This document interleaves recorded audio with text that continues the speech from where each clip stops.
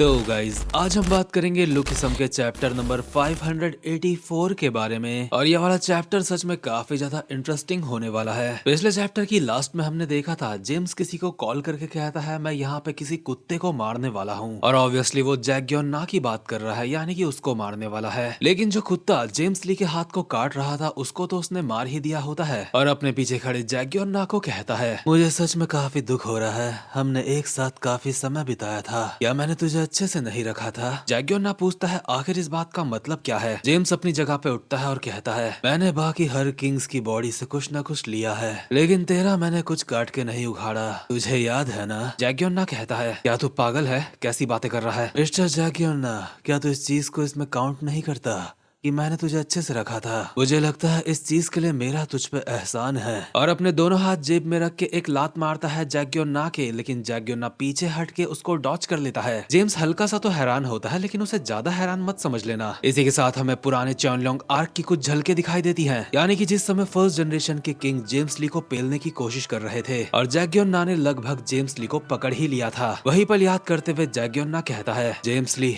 तुझे याद है वो दिन जिस दिन तू भाग गया था।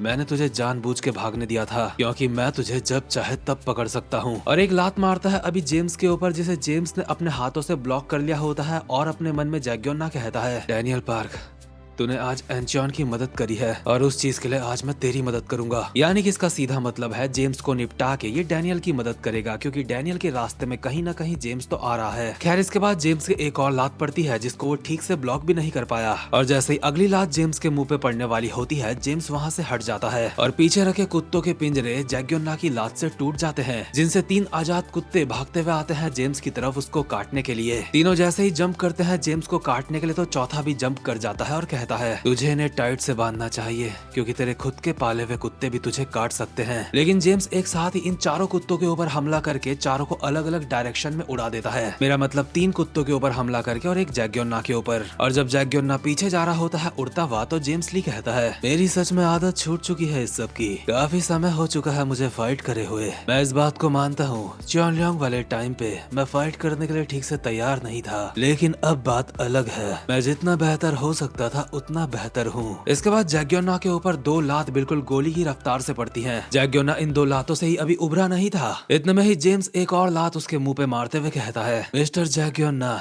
मुझे नहीं लगता तू मुझे पकड़ सकता है चॉनलोंग के टाइम की तरह। और जेम्स की लात जैक ग्योन्ना के मुंह पे पड़ने से पहले ही सीन शिफ्ट होता है और हम देखते हैं पास्ट का सीन, जहाँ पे जैक ग्योन्ना ने अकेले ही काफी सारे बंदों को पेल रखा होता है। इतने में ही यहाँ पे आता है लाल बाल वाला लक्की, यानी कि जेम्स ली, और जैक ग्योन्ना को कहता है वो टेक्निक जिससे तुम अपने दुश्मन को एक ही हमले में खत्म कर सकते हो, तूने अब तक उसमें पूरी तरीके से महारत हासिल नहीं करी है ना, लेकिन जब तू ऐसा कर लेगा वो सच में काफी कमाल का होगा। और आपको बता दूं जैक ग्योन्ना इस वक्त तक जेम्स ली को काफी हल्के में लेता था, इसलिए एक स्माइल करता हुआ जेम्स के पास आता है और कहता है जेम्स ली, काफी समय बाद दिख रहा है, मैं तुझे ही ढूंढ रहा था, चला लौंडे थोड़ी बातें करते हैं। वैसे भी स्पीड को टैलेंटेड बंदों की जरूरत है, मैंने चॉनलोंग में तुझे जानबूझ के छोड़ दिया था ताकि बाद में अपने साथ शामिल कर सकूं। जेम्स ली कहता है वैसे मैं भी यहाँ पे चॉनलोंग की इंटरनल वॉर को खत्म करने ही आया हूँ। क्या सच में? ऑफ कोर्स, लेकिन अगर ठीक तरीके से कहूँ मैं यहाँ पे खत्म करने के लिए आया हूँ स्पीड और डार्क क्रोकोडाइल सोसाइटी की फर्स्ट जनरेशन को। आखिर इस बात से तुम्हारा क्या मतलब है? एक नया एरा स्टार्ट होने वाला है, एक एरा जो होगा गैंग्स का, और फर्स्ट जनरेशन को वहाँ पे रुकने के लिए मेरी परमिशन चाहिए होगी। जेम्स ली, मुझे नहीं पता तू क्या बोल रहा है, लेकिन लगता है तू मुझे काफी हल्के में ले रहा है, या तो एंचॉन को भी अपने कब्जे में लेना चाहता है? हाँ मैं चाहता था, लेकिन अब मैं कुछ और ज्यादा मजेदार करने की सोच रहा हूँ। जब नया एरा आएगा तो मुझे काफी सारी मदद की जरूरत पड़ेगी, लेकिन तेरी पावर देखने के बाद मुझे लगता है मुझे ज्यादा चिंता करने की जरूरत नहीं है। जेम्स जैक ग्योन्ना के बिल्कुल मुंह के पास आ चुका होता है, जैसे चुम्मा चाटी कर लेगा, और कहता है मुझे ज्यादा चिंता करने की जरूरत नहीं है, क्योंकि तुझे मेरा कुत्ता बनना होगा। क्या कुत्ता?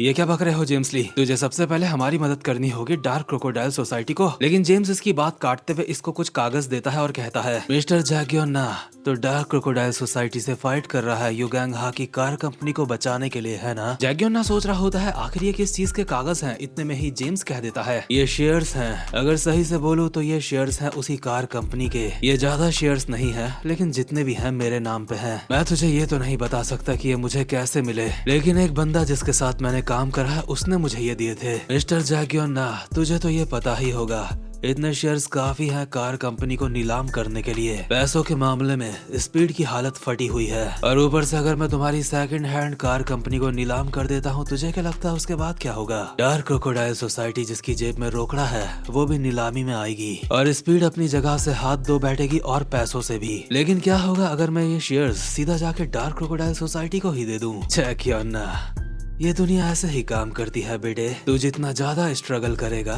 उतनी जल्दी डूब जाएगा। लेकिन ये केवल शेयर्स की कॉपी है, इन्हें अपने पास रख हमारे कॉन्ट्रैक्ट की निशानी के तौर पे। और उम्मीद करता हूँ भविष्य में भी हम एक दूसरे के साथ अपने रिश्ते काफी अच्छे से बनाएंगे। ये कह के जेम्स जैक ग्योन्ना को साइलेंटली धमका के चला गया होता है। यानी कि इसी के बाद से जैक ग्योन्ना उसका कुत्ता बन गया था। इसके बाद हम वापस आते हैं प्रेजेंट मोमेंट में, जहाँ पे जैक ग्योन्ना के मुंह पे लात पड़ने वाली होती है। लेकिन जैक ग्योन्ना पीछे हट के इस लात को डॉज कर लेता है और एक जंप करता है जेम्स को मारने के लिए और कहता है, जेम्स ली, मैं सिर्फ डार्क क्रोकोडाइल सोसाइटी की वजह से ताकतवर नहीं बनना चाहता था, मेरे ताकतवर बनने की वजह एक तू भी है। और जेम्स के घुमा के एक लात मारता है जिससे जेम्स पीछे हट के बच जाता है। लेकिन जैक ग्योन्ना बगल वाली दीवार का सहारा लेके दोबारा से जंप कर देता है और इस्तेमाल करता है ओवर टर्निंग वाइट टेक्निक का, यानी कि जैक ग्योन्ना का सबसे खतरनाक हमला जिसका नाम है डेथ किक। ये लात जेम्स ली के बस पड़ने ही वाली होती है और जैक ग्योन्ना कहता है, तू मेरी कंप्लीट टेक्निक देखना चाहता था ना, तो ले देख। अभी एक तरीके से जेम्स ली के लिए सीन बिल्कुल ऐसा महसूस हो रहा है मुझे जैसे वक्त रुक चुका है। जैक ग्योन्ना की लात उसके फेस के काफी ज्यादा करीब होती है और फिर भी वो एक स्माइल के साथ कहता है, सच में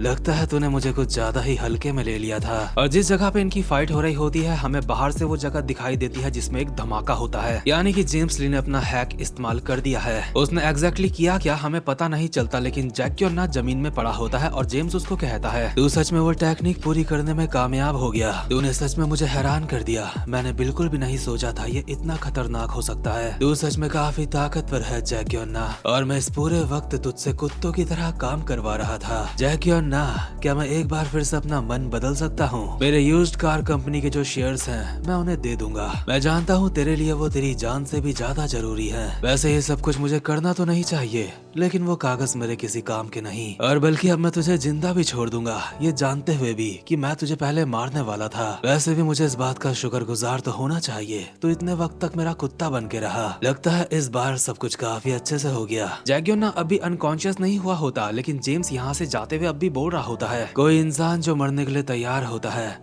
उसके लिए सबसे बेकार बात यह है कि वो मर ही ना पाए, इसलिए मैं तुझे जिंदा छोड़ रहा हूँ। इस तरीके से तुझे और ज्यादा दर्द महसूस होगा। लेकिन जैक ग्योन्ना पर्सनली मुझे तो थोड़ा हैरान सा लग रहा है और अपने मन में कहता है, जेम्स ली, वो चीज कोई मास्टरी नहीं थी, अभी अभी जो वो था वो एक, हमें पूरी बात नहीं बताई जाती, लेकिन इसके बाद सीन शिफ्ट होता है और हम देखते हैं गीटे किम का अड्डा। गीटे किम अभी मस्त करके लेटा हुआ होता है और 5 लड़कियां उससे लिपटी हुई होती हैं और उसकी बॉडी में ऐसी ऐसी जगह पे किस के निशान होते हैं जहाँ पे नहीं होने चाहिए थे। लड़कियों की लिपस्टिक फैली हुई होती है जिससे साफ पता चल रहा होता है रात को कुछ जंगली पना हुआ है। वैसे इस बारे में नोटिस करने वाली और भी चीजें हैं, लेकिन मैं बोलूंगा नहीं। और गीटे के साथ का टकला अभी बोल रहा होता है, पहली रिपोर्ट ये है, स्पीड ने एंचॉन को यूनिफाई कर दिया है किम योंग की हेल्प से। लेकिन यार ये किम गिम योंग है कौन? शायद से ये जेक किम की बात कर रहा है। टकला भी बोल रहा होता है, इसी के साथ बाकी के किंग्स भी हमारे खिलाफ हो चुके हैं। सेकंड रिपोर्ट, जेम्स ली ने हमसे कांटेक्ट करा है, एक किंग जिसकी जेम्स ली ने मदद करी होगी, जो है किंग ऑफ जोलाटो,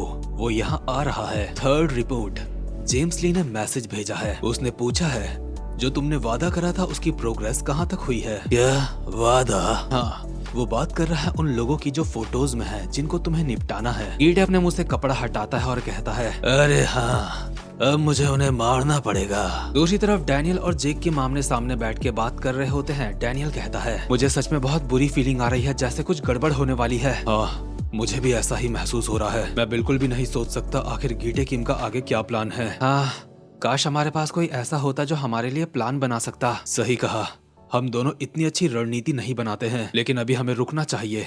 हम पहले से काफी ज्यादा ताकतवर हो चुके हैं। एंचॉन के काफी सारे टैलेंटेड लोग अब हमारे साथ हैं। अब गीटे किम भी हमें हल्के में नहीं ले सकता। इसमें कोई शक वाली बात नहीं, हमारे पास स्किल्ड फाइटर्स हैं, लेकिन इतना काफी नहीं होगा। बुशान में जब मैंने गीटे किम को देखा था तो वो इतना ताकतवर था जितना सोचना भी मुश्किल है। हमें और ज्यादा लोगों की जरूरत पड़ती रहेगी जो हमारे साथ मिलके फाइट कर सके। तो क्या तुम्हारे दिमाग में कोई ऐसा है जो हमारे साथ मिलके काम कर सके? हाँ, अगर हमें मदद चाहिए तो ट्राई तो करना ही होगा। इसके बाद हम देखते हैं एक गली का सीन जहाँ पे लेजेंड डूली के साथ के बंदे 3 लौंडों को परेशान कर रहे होते हैं और कहते हैं, क्या कहा तूने कहा तेरे पास पैसे नहीं है? हाँ सच में मेरे पास नहीं है, आजकल कैश रखता ही कौन है। सच में डूली के बिना आजकल चीजों को करना काफी मुश्किल हो रहा है। लेकिन इतने में ही यहाँ पे आ जाते हैं जैक ली और ओजी डैनियल। जैक इन छपरियों को देख के कहता है कि आजकल भी ऐसे लोग हैं जो पैसों के लिए लोगों को परेशान करते हैं, क्या ये सब कुछ करके तुम लोग थकते नहीं बे? ऑब्वियसली ये लोग जैक को पहचानते हैं इसलिए कहते हैं, जैक तो तुम गलत समझ रहे हो, हम लोग इन्हें परेशान नहीं कर रहे थे। लेकिन जैक कहता है, हमें काफी समय से तुम्हारी तलाश थी, हमें अपने साथ टैलेंटेड लोगों की जरूरत है। क्या टैलेंटेड लोगों की? अच्छा अब मुझे समझ आया, तो फाइनली तुम अपने साथ हमें शामिल करना चाहते हो। इतने में ही दोनों नमूनों की टक्कर पीछे किसी इंसान से होती है। मोटा पीछे पलट के पीछे वाले को कहता है, आखिर किस हरामजादे ने इस यादगार पल को बर्बाद करने की कोशिश करी, अभी हम बस अलाइड में शामिल होने वाले हैं। और इनकी टक्कर हुई होती है जोहान से और जैक उससे ही बात कर रहा था। जैक कहता है, काफी समय बाद दिख रहा है गॉड डॉग, कैसा है? लौंडा अब चश्मा लगाने लगा है और कहता है, मैं गॉड डॉग नहीं हूँ, मैं जोहान शियांग हूँ। तो टैलेंट के बारे में अभी अभी क्या बोल रहा था? और इसी के साथ ये वाला चैप्टर यहीं पे खत्म होता है। और सच में जोहान को इतने टाइम बाद देख के मुझे सच में काफी अच्छा लगा, क्योंकि फाइनली एक ऐसा टैलेंटेड बंदा जो अपने टैलेंट को इस्तेमाल भी करता है अच्छे से, वो स्टोरी में आ चुका है। और चाहो तो आप भी आ सकते हो इंस्टाग्राम में, जहाँ पे आप मुझे फॉलो कर सकते हो, क्योंकि कई बार जब मैं इंस्टाग्राम में अपनी स्काई ऑफ लाइट वाली आईडी में कोई अपडेट देता हूँ अपनी वीडियो से रिलेटेड, तो आप में से काफी सारे लोग उसको मिस कर जाते हो। मेरे दोनों इंस्टाग्राम आईडीज के लिंक आपको डिस्क्रिप्शन में मिल जाएंगे। ओके गाइस, अब मैं मिलता हूँ आपसे अपनी नेक्स्ट वीडियो में, तब तक के लिए मजे करो।